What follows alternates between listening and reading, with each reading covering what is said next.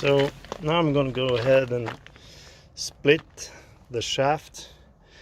You have to split it in order to get the new bearing on, because it goes on when you remove this part. It goes on this spline here, so you need to remove the boot as well, and inside of this will be the ball bearings and stuff. You need to take that all apart. Be careful not to get any dirt on it, and then you can just clean it up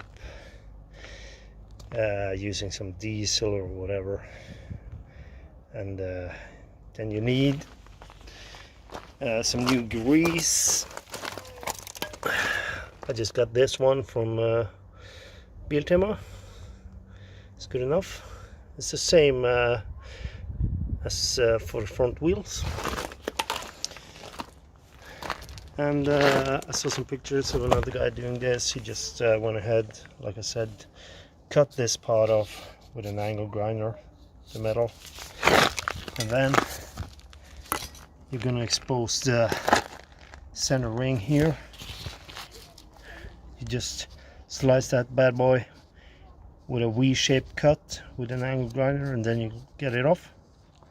And then you can use the same part to thread the new bearing on, because it's going to be quite